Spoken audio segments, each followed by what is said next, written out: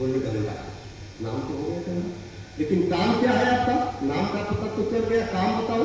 बोले काम यही है कि मृत्युलोक की धरती का सब जो है मैं जो हमारे पास आता है उसका उद्धार करता हूं। धोखे से भी कोई हमारे जल में स्नान कर लेता है, आ जाता है, हमको स्पर्श कर लेता है तो उसका कल्याण हो जाता है, पाप दूर हो जाता है। और हम लोग भी यही मान्यता और यही जो है धर्म पाल रखे हैं कि हम कितना बड़ा पाप कर लेंगे, गंगा जी में नहा लेंगे, सब पाप साफ है। देखिए ये बात है कि गंगा में स्नान करने से पाप ताप साफ होता है, लेकिन सब पाप नहीं। जो अनजाने में पाप होता है वही जो है दूर होता है, और जो जानबूझ करके हम आपका गला काट के वही लहू नाम छुड़ा ले जा करके गंगा जी में बोल के कहीं की सब पाप ताप साफ होगा, नहीं हो सकता है? होगा कौन पाप?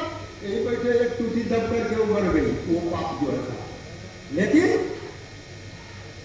सब पाप नहीं। तो कहने का मतलब ये है कि वो गंगा बोली कि हमने लोग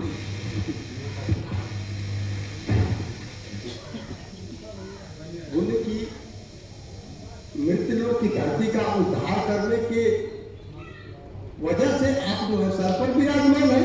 बोले हाँ, हमको सर पर ही स्थान मिला क्योंकि मृत्युलोक की धरती के जीवों को उद्धार करती है। बोले कि इतना बड़ा स्थान आपको मिला है तो हम आज से संकल्प लेते हैं। कौन कहे? पार्वती जी कि हम आज संकल्प लेती हूँ इस धरती के ऊपर उस गंगा का प्रादुर्भाव करूंगी, उस गंगा का प्रादुर्भाव करूंगी जो सकल लोक का हित करने वाली होगी, सारे लोगों का कल्याण करने वाली होगी। और आप जो है मृत्युलोक की धरती की बात कर रहे हो, तो उन्होंने क्या कहा भोलेनाथ से?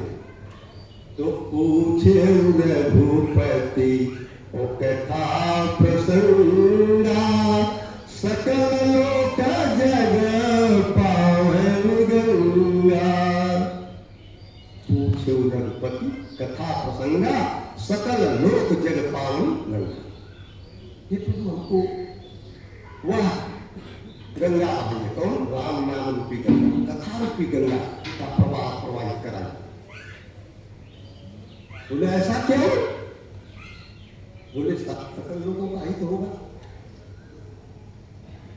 वहां पर तो जिसके पास पैसा है वो जाएगा, स्नान करेगा, उसका पाप दूर होगा, और जो जाने में समर्थ नहीं हो गया, नहीं पहुंच पाएगा, वो तो रह जाएगा उसी तरह से।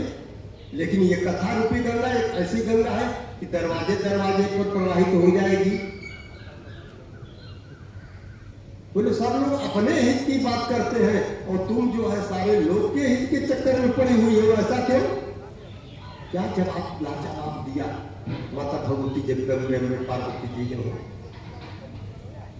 कहती है कि प्रभु नाथ, यदि आप मेरे नाथ होते तो मैं अपने हित की बात करती, लेकिन आप तो क्या है?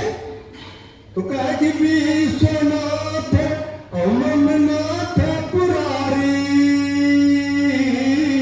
और त्रिभुवन महिमा विदित तुम्हारी।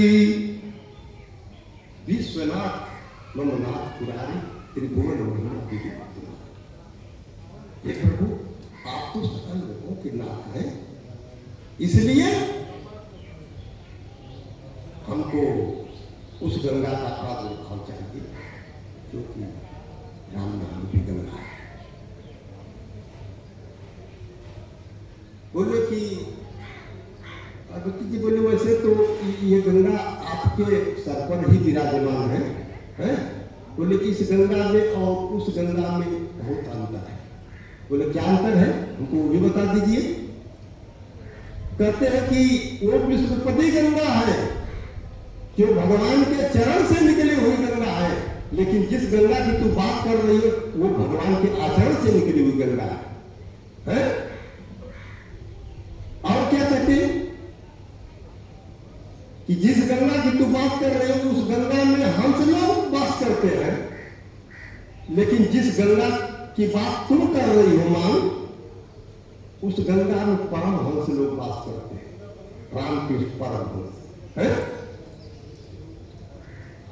जिस गंगा की तुम बात कर रही हो उस गंगा में जल होता है?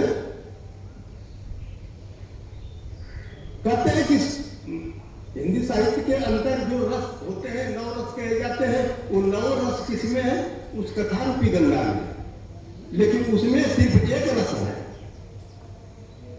बताते हैं, कहते हैं कि यहाँ नौ रस है, रस एक वहां, कि यहाँ नौ रस है, रस एक वहां, और वहां पानी है संत का वाणी। यहाँ वहां पानी है, लेकिन यहाँ क्या है? संत की वाणी। वहां क्या है? एक बार डुबकी लगाने के बाद यदि तैराकी नहीं आती है तो वो आदमी डूब जाए, मैंने मर जाएगा।